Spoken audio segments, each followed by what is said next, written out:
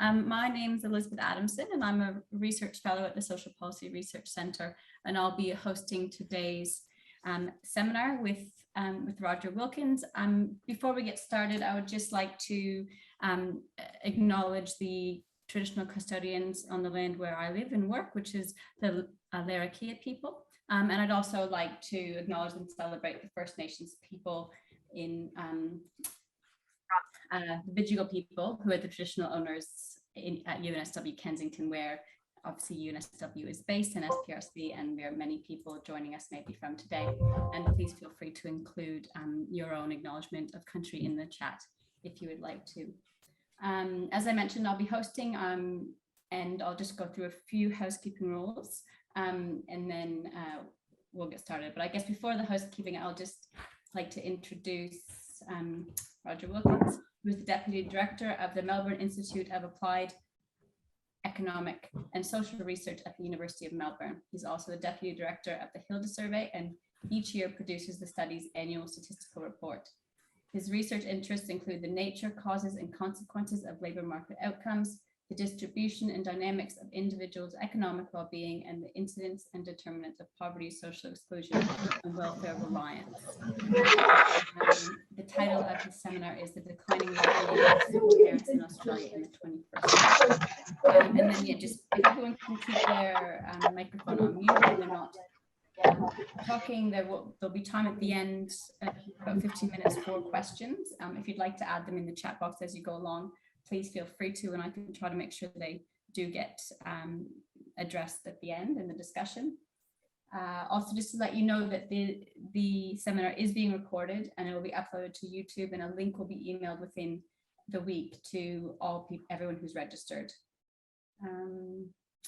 And yes, if you do ask questions at the end, if you can just introduce yourself, that's always helpful for everyone else that's watching. So I will now pass it over to Roger. Thanks very much. Thanks very much, Liz. And yeah, thank you for inviting me to present in this seminar series. And it's great to see so many people have joined in.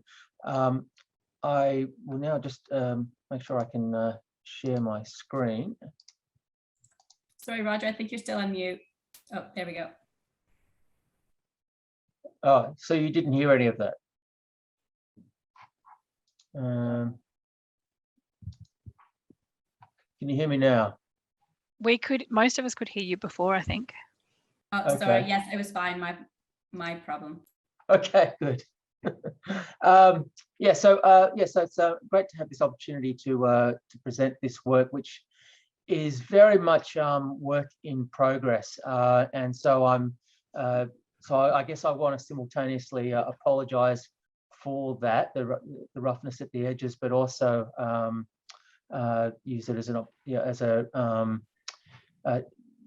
I guess make clear that I'm very open to comments and suggestions and direction on an interpretation of what I'm finding. So yeah, so very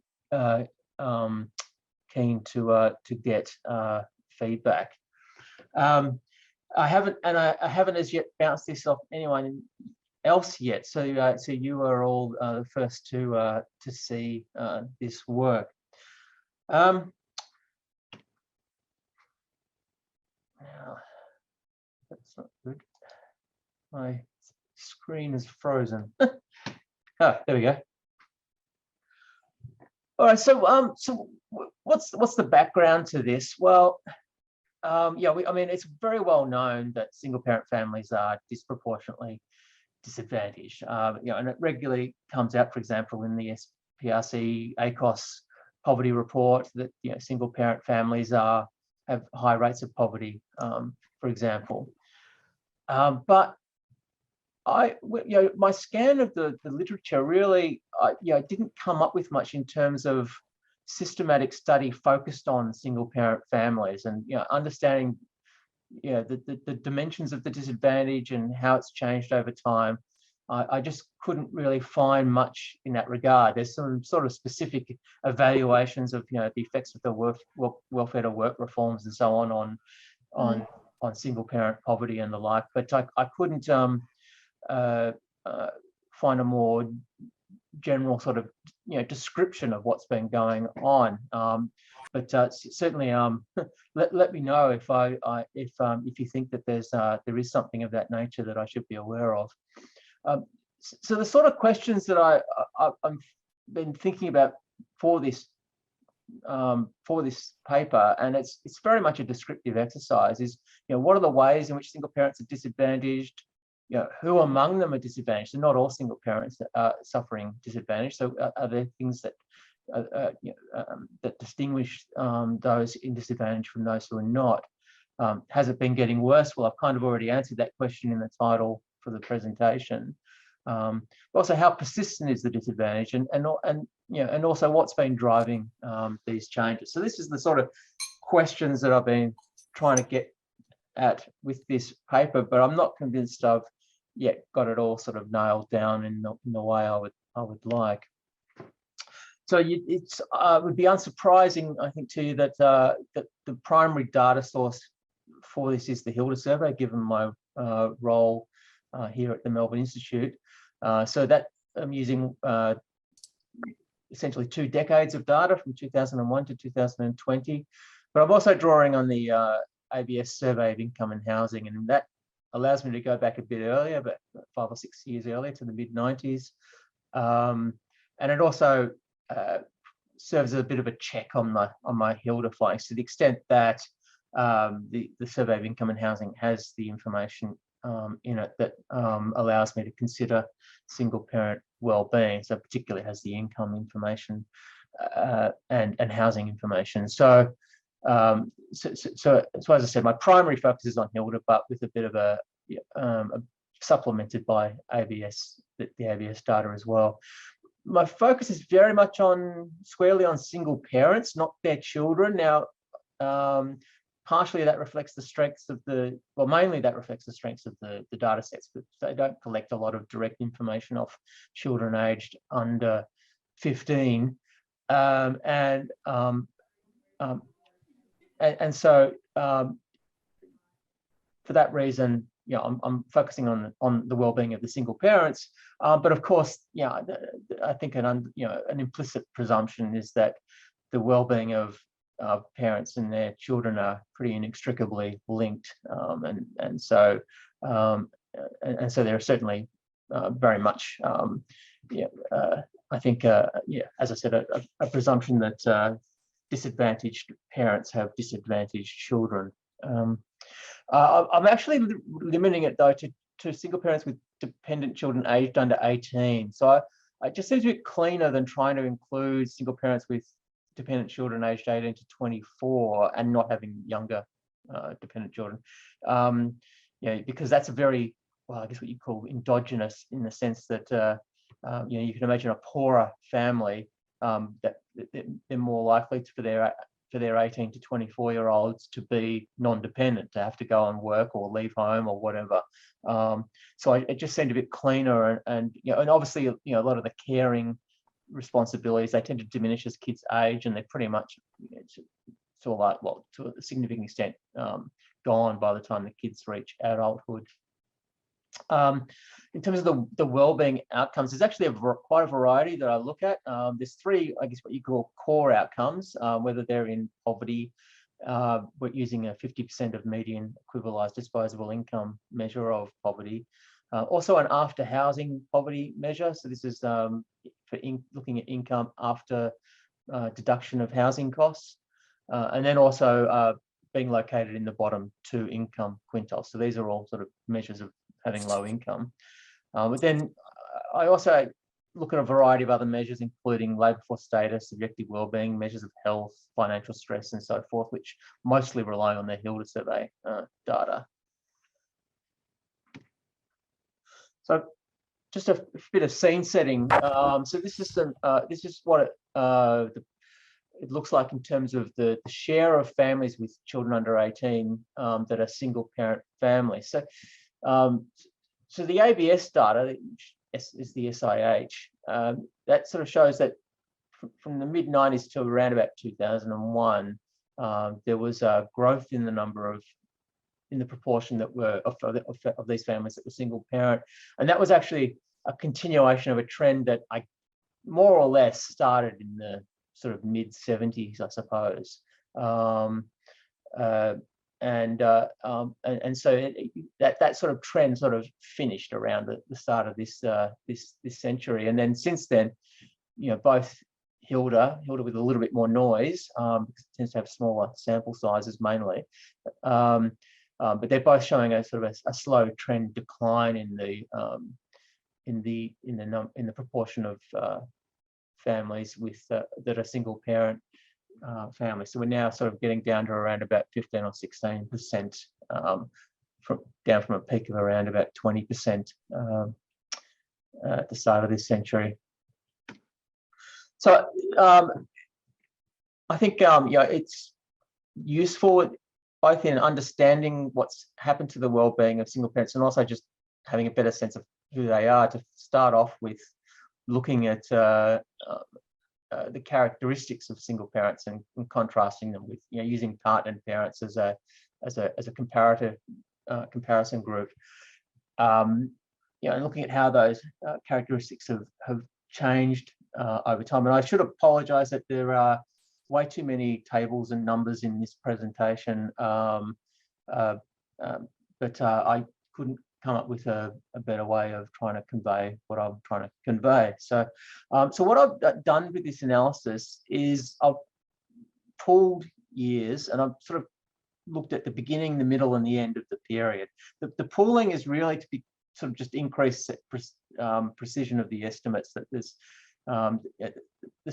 Hilda's got 17,000 respondents in recent years each year, but single parents are, you still end up with some issues with sampling variability with single parents. So pulling those years just gives me a bit more precision with the estimates. So in terms of what this shows, I think one of the interesting things for me was that we know that most single parent families are most of the single parents are women, but I guess a bit surprising to me, and the ABS data show this as well, is there's actually been a slight decline in the last decade in the proportion that are male. I thought that various sort of the trend, to the extent that there would be one, might have been in the reverse direction. Average age is increasing, so then single parents are getting up to a similar age, towards a similar age as partnered parents.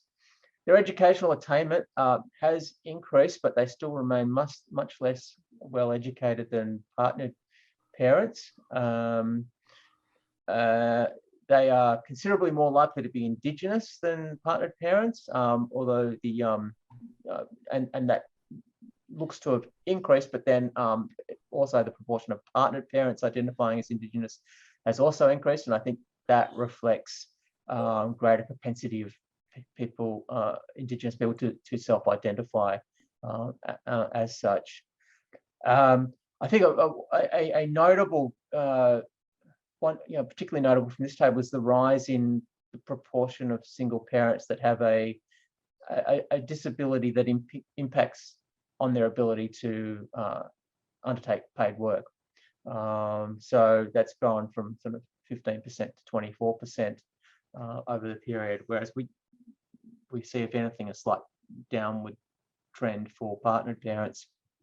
There's been a slight increase in the average age of the youngest child for single parents, and a higher rate of child disability for single parent families compared with partnered parents, but no clear trend in that for single parents, but some indication of a trend decline for partnered parents. So with Hilda, one of the advantages of a longitudinal study is we can do things like examine those who are newly single parents. So we can look at the entrance into this family situation, and in particular, this table is mostly concerned with the circumstances of the single parents just prior to becoming single parents. So So in particular, I draw attention to the family circumstances in the previous year. So we can see there that there's quite a decline in the proportion who were partnered in the year prior to becoming single parents. So it was about 78% at the start of this period, and it's now in the 2018 to 2020 period, it's down to 67.5%, and that's come about through both a rise in the proportion who were single and didn't have any children under 18. So they essentially had a child without being partnered, and then but also a rise in the proportion who had children under 18, but their children weren't dependents of them. So they were either living with someone else, like the other parent or another family member, for example, or the child was living with them but was not dependent, for example, because they were working. That's actually not the main reason. The main reason is because the child wasn't living with them. But this is sort of some tentative indication of that perhaps this is a source of increased disadvantage for single parents, that if a higher proportion weren't partnered to begin with, that this is a group that possibly doesn't have is less likely to get child support, for example, from an ex-partner.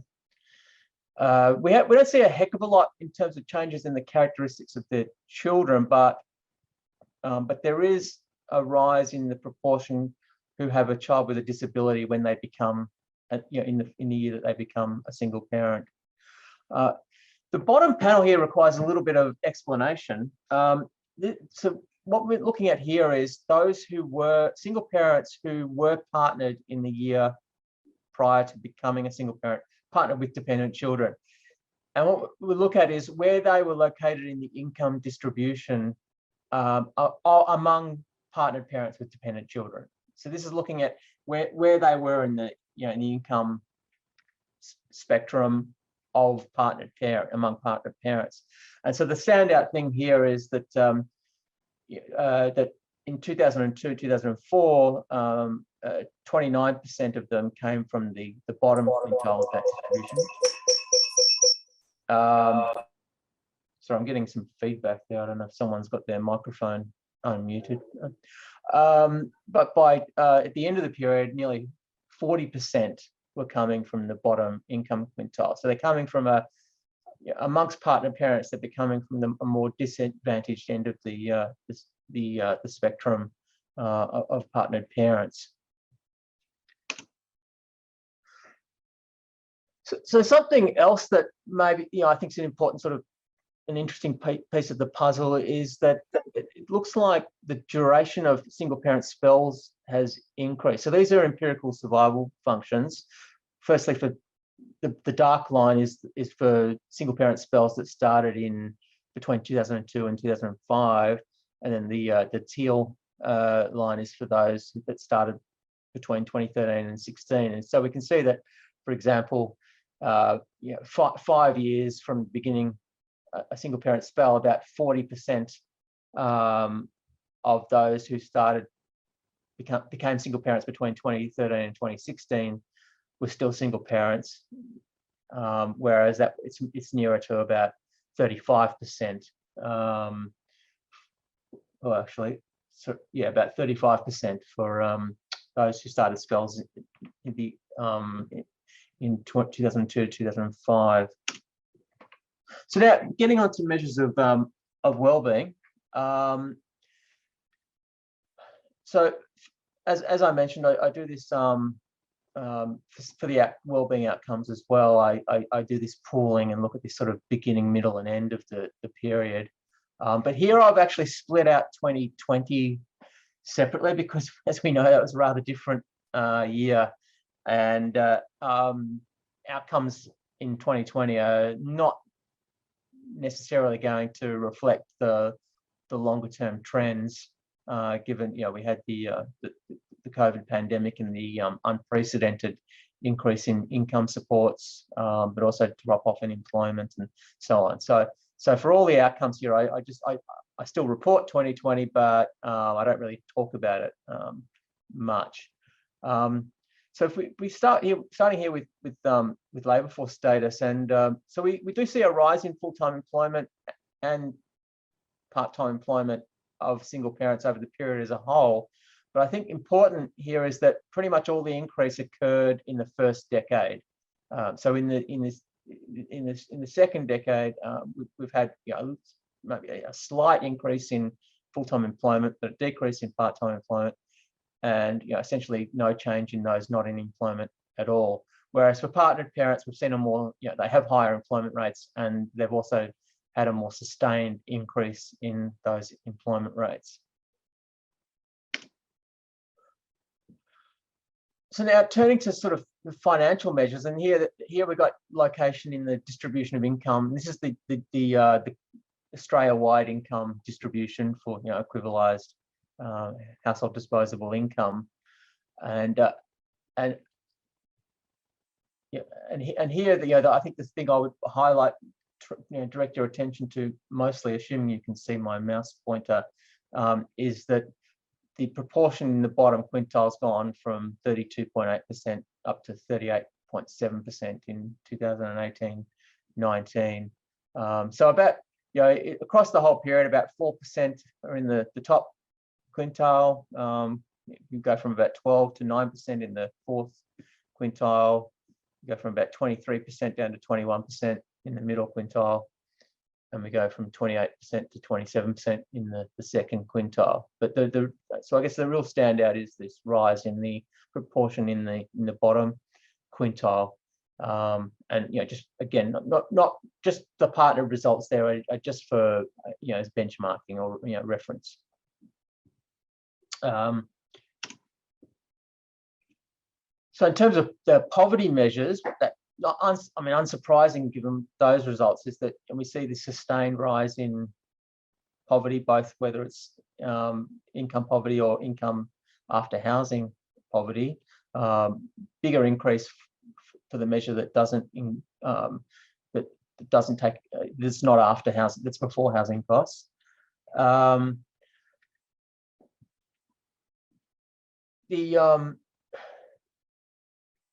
I do have a question about, this is looking at income after housing, when you're, whether the equivalence scale really does apply to income after housing, and whether you need a different equivalence scale because part of the economies of scale, an equivalence scale is trying to capture would come from housing costs, sharing housing costs. So, but that caveat notwithstanding, you're still getting a similar trend.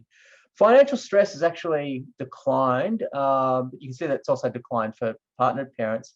But again, the decline was really all in the first decade. And that's obviously a period when Australia had higher income growth overall. So it's remained fairly stable since then. This and I should define what I'm talking about with financial stress. So this is where, because of a shortage of money, you couldn't do various things happened to you, like you couldn't pay utilities bills on time, you were unable to heat the home, you had to skip a meal, these sorts of things. So if you had two or more of those things happen to you in the last well, it actually ends up being on an average about the last 8 months, you're classified as being in financial stress. This difficulty raising emergency funds, this is I think a problematic measure for looking at changes over time, because it's, if you had to raise money in an emergency and the amount is $2,000 up until 2009, and then it gets increased to $3,000 from 2010 onwards. So it jumps up in 2010 in real value, and then its real value starts declining again. So it's hard to sort out to what extent these trends come from real changes in inability to raise money versus just changes in the real value of the amount that they're being asked whether they could raise. Superficially, it's somewhat paradoxical that in an environment where we've got rising poverty, that the proportion on income support has been declining. Now, I should caveat this that we don't see quite the same decline in the ABS data, which I'll show shortly, but you still see a decline, and I think this is really goes to the issue that policy changes are in a sense driving both the decline in income support receipt and to a significant extent the rise in income poverty.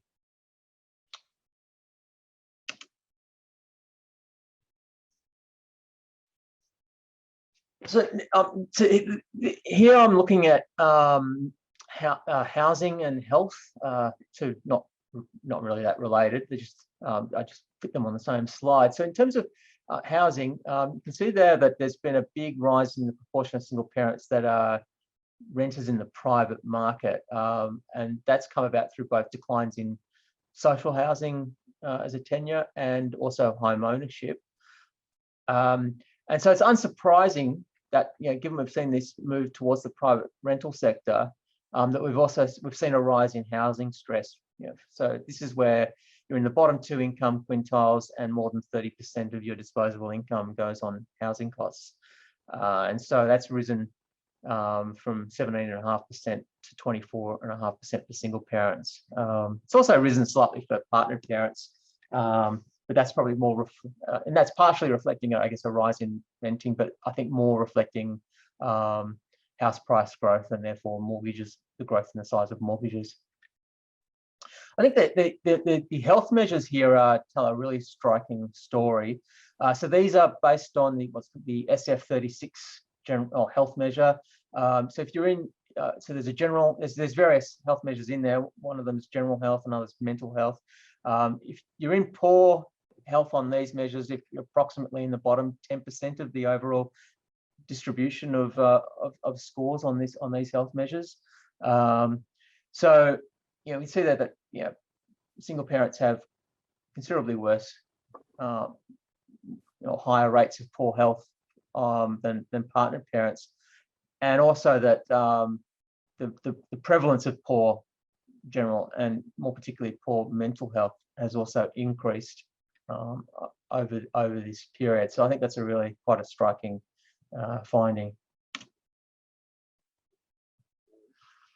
So I mean, in terms of I guess I've got child support here and shared care arrangements, and they're both sort of really speaking to the extent to which you get that the single parents are getting support from for the most part their ex-partner, and so which is I guess the more support you're getting, that should contribute positively to your well-being. So there hasn't really been a significant shift in the proportion receiving child support. In fact, over the period as a whole, there's been a decline. But also, I mean, we in the context of real incomes increasing, we've actually seen that the mean total value of child support received by all single parents has declined, and even amongst those receiving it, it's net declined. So this might be indicative that for those who have ex-partners or have know the father or mother of the child, that those ex-partners are themselves a bit more disadvantaged, and therefore have lower capacity to provide child support. Somewhat counteracting that, and possibly also contributing to that decline in child support, is that we've seen a slight rise in shared care arrangements. This is where the child or the children spend at least a night a week staying with the other parent. So that does, the more care is shared, that tends to reduce the child support obligations.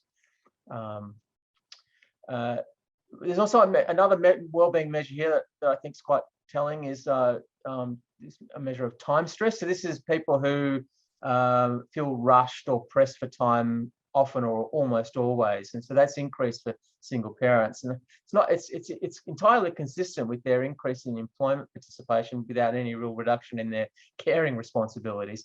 Whereas you see for partnered parents, it hasn't moved. So they started off at the beginning of the century quite similar, 51% time stressed, but it's risen to 60% for single parents.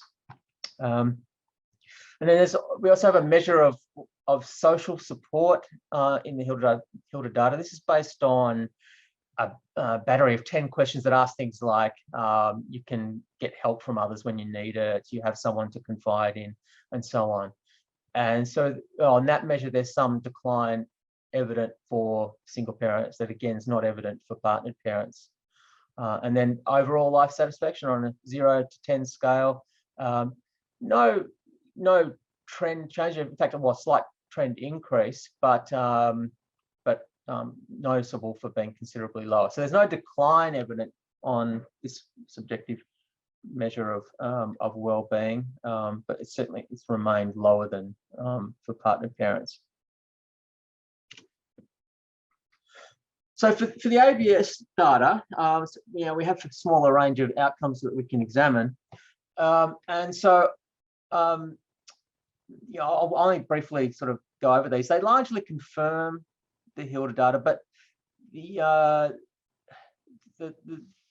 trends are, for some of them, are a little bit more attenuated. So, for example, we're not seeing a rise. You have to start from the second column to compare to Hilda. That's when Hilda started in this sort of 2001 period.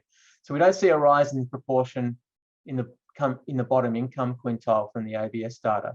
But we still do see a similar rise in income poverty from sort of this 17-18% to 22-23%.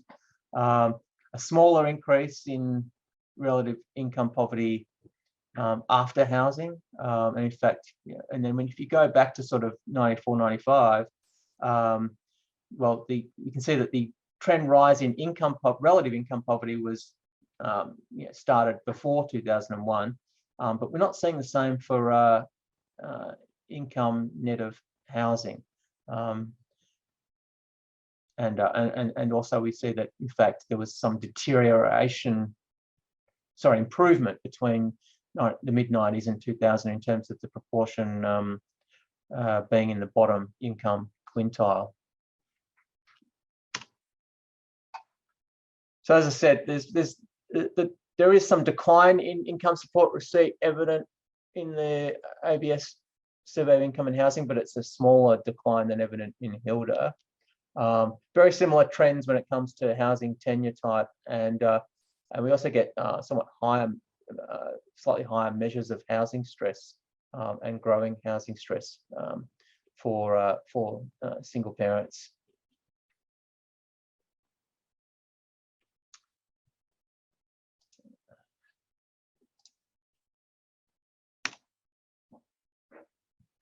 So one of the questions that I posed at the start was, are there differences in characteristics between those single parents who are disadvantaged and those who seem to be doing, relatively speaking, okay? So one way of getting at that question is to compare the characteristics of those in the bottom 2 income quintiles with those in the top 3 income quintiles. So in the 2001 to 2003 period, about 61% of single parents are in the bottom 2 quintiles. That increased a bit to about 66, 67% in the 2018 to 2020 period.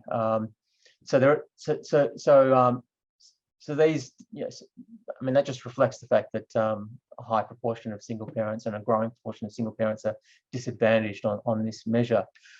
So you can see, looking at that the more disadvantaged single parents are more likely to be women. They're more likely to be younger. They have a higher number of children on average. They're more likely to themselves have a disability, twice as likely that in the early period. Their children tend to be younger, or at least the youngest child tends to be younger, and they're more likely to have a child with a disability. And of course, unsurprisingly, they have much lower employment rates. They're also less likely to have a shared care arrangement, and at the start of in 2001-2003 period, they were slightly less likely to receive child support. But we can see that in 2018 to 20, there's basically no difference in rates of child support receipt. But what still does persist is that that the mean value of child support received is higher for those in the top 3 quintiles, although the gap has narrowed. So, in 2001, 2003, those in the top 3 quintiles were on average getting twice as much child support as those in the bottom 2 quintiles, and that's narrowed. The gaps, those in the bottom 2 quintiles are getting about the same, but those in the top 3 quintiles are on average getting about $1,300 or $1,400 less per year in child support. So that these comparisons, that apart from those findings with respect to child support, and also apart from a growth in the gap in shared care arrangements. So shared care arrangements are quite common amongst those in the top 3 quintiles, and 41% of single parents in the top 3 quintiles have a shared care arrangement, compared with about 27% of those in the bottom 2 quintiles. So there's no doubt that that can contribute to it helps with things like engaging in employment, for example.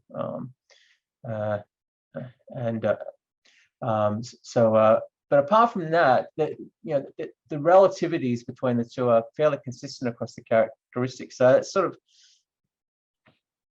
but then of course we know we've got more people in these bottom 2 quintiles in the end period than we do. We have about 6 or 7 percentage points more of the single parents are in these bottom 2 quintiles in 2018 to 2020.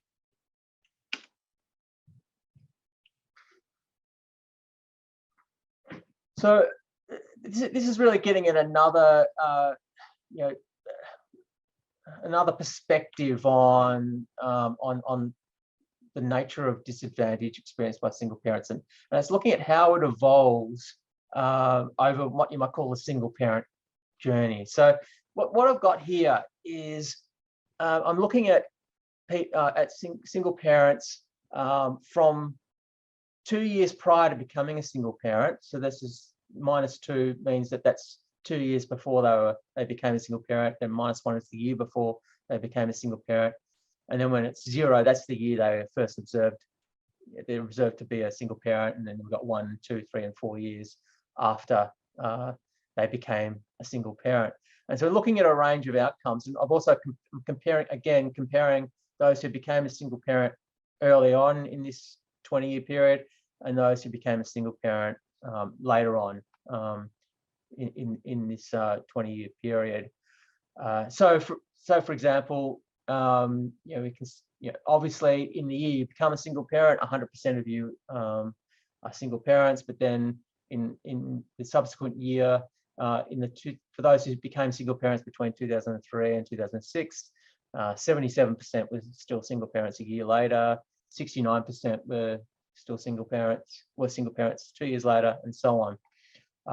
So one of the things that comes out here is that if we're looking sort of 4 years after becoming a single parent, 49 in the early period, 49.6% were still single parents, whereas in the latter period, 65.9% were single parents. So that's consistent with the increased what we saw with the survival functions, where the duration of single parent spells has increased. In terms of the implications for income, so in both periods you can see that income drops in the year you become a single parent. So in the early period, the mean goes from 39,000 to 31,000. In the more recent period, it drops from 50,000 down to 41,000. So it's a similar sort of drop, but again, an important difference is that the recovery is better in the early period. So you can see that 4 years out, single parents in the 2003 to 2006 period have a higher mean equivalized income than single parents who became single parents between 2013 and 2016, and that's despite a significant income growth in the community as a whole over that period. You can look at what's happened to partner parents. Their mean income has gone from 48,000 to 58,000. So we seem to be seeing this more, not as strong income recovery following becoming a single parent in the more recent period. Similarly, you obviously in both periods you get a jump up in poverty rates in the year becoming a single parent, but then there tends to be more persistence in poverty in subsequent years in the more recent period. And then looking at some of the other measures of well-being, financial stress. It's a bit lower in the more recent period, but it also seems to be more persistent. So that, for example, 4 years after becoming a single parent, 26.5% was still in financial stress in the more recent period, whereas in the earlier period, at the start of the of this century, it was 20%. So we're seeing this again, this indication that disadvantage persists more after becoming a single parent. Similarly, employment, again, that seems to be recovering less quickly. With health, with mental health and general health, we're just seeing more higher levels of poor health rather than changes evident in how those health measures evolve after becoming a single parent. And with mean life satisfaction, we I guess we're seeing less variation in the post period after becoming a single parent. So there's less, again, I guess, less recovery. So mean life satisfaction actually, dropped to 6.8 in the 2003 to 2000 for those who became single parents between 2003 and 2006. But that's so that we don't get the same degree of drop in the more recent period. It only goes down to 7.1, but we also don't get the level of recovery. So at 4 years out, mean life satisfaction is still 7.3 for in the more recent period versus 7.4 in the earlier period. I should also add that I've also done this analysis where I restrict to those who remain single parents for the entire 5-year period from becoming a single parent, and the results have broadly actually look quite similar. So it's not just being driven by the fact that repartnering was higher in the earlier period. Okay, so here I want to get onto now is onto the question of to what extent is it that these adverse trends in well-being that that are identified can be attributed to changes in the observed characteristics of single parents. And I've already been sort of spending a fair bit of time talking about how their characteristics have changed, and there's been some indications that that in some ways characteristics have their characteristics have made them they're more comprised of characteristics more prone to disadvantage, if you like. That's the way I would put it. But I wanted to sort of look more formally and more comprehensively at this question. So I've done a Harker blinder decomposition.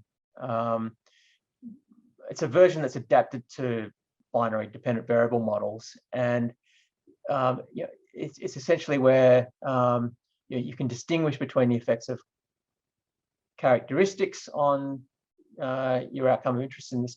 So it might be things like the poverty rate versus changes in the coefficients, the effects associated with those characteristics on the likelihood of being in poverty. So the characteristics effect is the first term in these two equations. The top equations using the end period coefficients, the beta 1 rates the end period. The second equation we're using it's evaluated at start period coefficients indicated by the beta zeros. So we're interested in essentially these the the changes in, for example, the poverty rate that can be attributed to these characteristics changes. So the characteristics that I include, so I use both the Hilda and the SIH data. So the characteristics include sex, age, educational attainment, age of the youngest child, and the number of children. For the Hilda data, I additionally include disability, child disability, and the population density. So whether you're in a major urban area or another urban area or a non-urban area as well. So notable here is I don't have, I'm not able to look at the characteristics that are based on your circumstances prior to becoming a single parent. And that's because in the early period, for most of the single parents, I don't observe that, because most of them started being single parents before the Hilda survey started in 2001. So I don't know all that information. So that's an important caveat in terms of what this decomposition is able to show us. But these are the results for poverty, after housing poverty, and the bottom two quintiles. And just to sort of, each panel relates to the data source. So Hilda, then we've got the SIH over a period to match Hilda, and then SIH over the full period spanned by those surveys. And so the first row of each panel shows the actual change. So the proportion in poverty, for example, increased by 3.3 percentage points in the Hilda data. Of that, 0.8 could be attributed to the effects of characteristics changes using the base or the beginning year coefficients. But if you use the end year coefficients, it switches around to a negative 2.8%. And you can see that most of these coefficients, most of these numbers for the effects of characteristics are negative. So this is what this is saying, is that characteristics have actually, in general, for these characteristics that we could include at least, have actually acted to decrease disadvantage of single parents. So it's not at least these characteristics, it's not them that are driving the deterioration in well-being, at least on these measures. Similarly, if we look at employment changes, so here we've got very big positive numbers for employment changes, but consistent with what I showed on the previous table, the effects of characteristics changes have actually acted to increase employment, although here it's the case that most of the increase is actually not due to changes in characteristics. So we just had employment increases for given characteristics as well. So now there's using an approach developed by Fairley in a paper in 2006, which I won't go into explaining because I'm conscious of time and not allowing any time for questions and comments. But this allows us to isolate the effects of individual characteristics or groups of characteristics. And so what I guess I would just summarize here is say that what's really, when you look at the Hilda data, you've actually got some offsetting effects going on. So what's really driving, in a positive direction is educational attainment. But of course, we've seen that educational attainment in the community more broadly has increased by even more than it has for single parents. And so it's not clear that the decomposition being all that informative on that front. But we can see that changes in regards to the Indigenous proportion who are Indigenous, those who have a disability, and also this decline in the proportion that were previously married, they've all actually acted to increase disadvantage among single parents. And then with the survey of income and housing, we have fewer things to explain changes, but again, we're finding educational attainment is acting to decrease it. But here we find that over the periods starting in 2001, the number and ages of children has actually acted to increase their risk of poverty or low income. But that's not apparent when you look at the full 1994 to 2018 period, when in fact it's the age of single parents that's actually that their aging has actually acted to increase their risk of poverty. All right, so I guess to sum up, the clear there's been a clear trend decline on a number of wellbeing measures, not all, but a lot for a demographic group that was already highly disadvantaged. The decompositions don't show that changes in characteristics have contributed to the decline in the wellbeing measures, but the longitudinal analysis does suggest that this is a factor. So we've got more of these single parents coming from lower in the income distribution for those who were partnered before becoming single parents, and there's also they're also more likely to not have even been partnered in the first place immediately prior to becoming a single parent. So that's another sort of potential marker of coming from more disadvantaged circumstances. And it's also consistent with changes in characteristics playing a role as this downward trend in child support payments received, which could be indicative of ex-partners tending to have lower incomes. What I conclude, but I haven't really found a way to show this, given this is a very descriptive analysis, but it seems that policy, given what we know has happened to income support policy over the last 20 years cumulatively, that seems to be strongly implicated as a significant driver of what we see.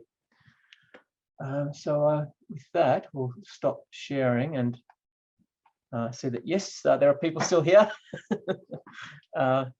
Great. Thank you very much, Roger. Really appreciate that. And there was clearly a lot of information there for everyone to digest and think about. And I'm sure there are a number of people who have some questions. We have 8 minutes to be exact, but I'm sure if there's a lot of interest, we can go a couple of minutes over. Let's say, I believe 10 minutes for questions. I'm happy for you to facilitate the in-person ones. And if anyone puts questions up in the chat, I'll try to get those to you as well. So maybe everyone just put your hands up. I can see Bruce to start with, maybe. Sorry, did you say me first? Oh, hi, Bruce. Yes, you're the first hand I saw. So go Okay, ahead. I was just, thanks, Roger. That's a great presentation of trends and outcomes for lone parents. Just a couple of comments. One, you talked about income support receipt percent declining, and I think just as a comment, it's we consider it's due to two factors. One is the policy changes you mentioned, that basically income support receipt has become more restrictive. The income test is harsher and so on. Yeah. And the conditions are also harsher, which might discourage some people from applying. And then the other big one is the increase in employment, which is applied to women, both lone parent and partnered. And then a more methodological comment, I suppose an encouragement for more analysis is to look more at demographic issues. I think you said you defined your lone parents as single parents who have children under 18. I presume that means that some of them will have older children as well. Yeah, I think it's worth looking at that. Some work I did with the income survey suggests that it does make a difference if you include them or not. So there's a couple of issues. One is that if the family is really disadvantaged, the older children might be staying with their parent, usually the mother, to help support the family.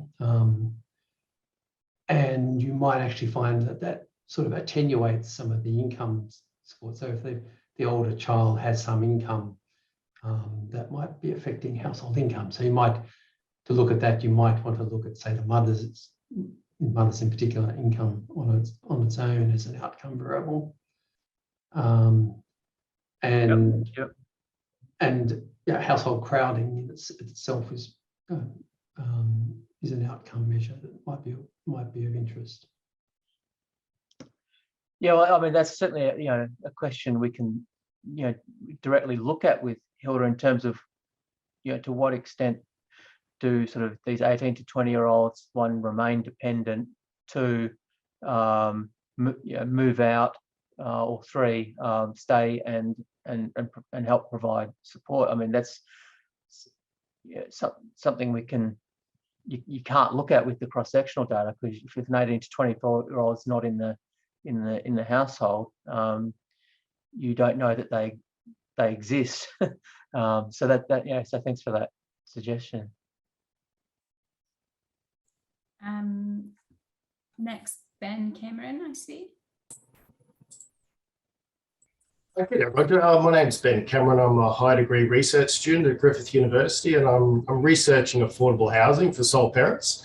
And I was really emboldened by your research and how you're taking a real life cycle approach. And I think that's really important, and being able to fundamentally answer the question, is it possible for a sole parent to go from homelessness to home ownership here in Australia? So those statistics you laid out are very important, because they show that income is stagnant, mental illness is on the rise, they're remaining in the bottom quintiles of income. So they're finding themselves trapped in poverty and trapped in long-term welfare dependency. And part of my research was to interview sole parents and ask them, what are the barriers and what are the enablers that are preventing you from engaging in social mobility efforts now and into the future, and being able to go up into those higher quintiles? And they say, housing stress is a fundamental problem, but also a lack of extended family support. Because if you're in a nuclear family, you've got that safety net in terms of those transfer payments that come into the home, like, oh, if you need a washing machine or help with the car, great, my family or grandparent might be help. You got all that in-home childcare, all that sort of thing. So I've actually been asking about traditional housing methods and how suitable they are in terms of a social housing perspective, but also intergenerational housing formats, because we've got like 250,000 childless seniors that are at risk of homelessness as well in Australia, and all these sole parents as well. So perhaps there is some way we can try and create some intergenerational living environments. So yeah, I just wanted to say hello and make that comment. And my dissertation is almost complete, and I'd love to be able to share it with colleagues and yourself. Very, very interested to see what you've done. And that's you've actually sparked some questions in my mind that I could actually go back to the Hilda data and have a look at, because we could look at things like extended family, access to extended family support, that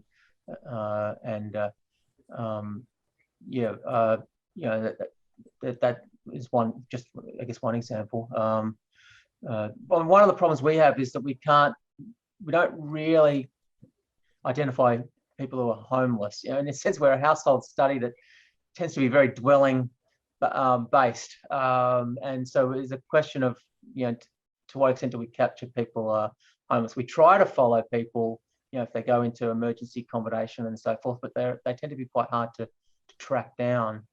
So we probably but I still could try to look into that more than I have. Yeah, it's interesting, Roger. I guess coming up with an at-risk category, because like you mentioned, those that have no child support, no extended family, no savings and no career, you're at risk, and you've got to start from base zero. And when you're at base zero and you've got all these barriers in your way in terms of Centrelink takes away 40% of any dollar you earn over 5,000, while you're trying to study and work and you're in a state of housing stress, just so many can give up. So I suppose just developing some sort of at-risk category and how that at-risk category can actually, engage in social mobility efforts is important. So yeah, thank you. Thank you. Thanks, Ben. Maybe I can see Jenny Davidson and Peter Davidson, and then there's just one comment that kind of flows on from Ben, I think, in the comments about I've missed one now, but Ryan was wondering, can you see his question there about I can see it, different types of households? Yes, we included single parents from all households. It didn't matter whether they were living with other family or not, or other unrelated people. All right, let's go Jenny and then Peter, and that may be all we have time for. Thank you. So I'm Jenny Davidson. I'm CEO of the Council of Single Mothers and Their Children.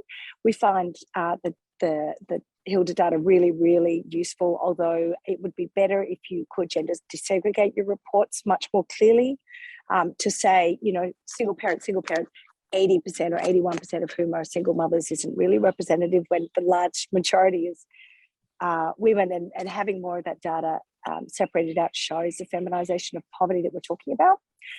But I also wanted to flag that with child support, unpaid child support, a lot of it is actually the payer defaulting. And we have a $1.7 billion child support debt in this country, which is where you see that some of it is around the levels of child support being mandated, being way too low, coming out of the formula.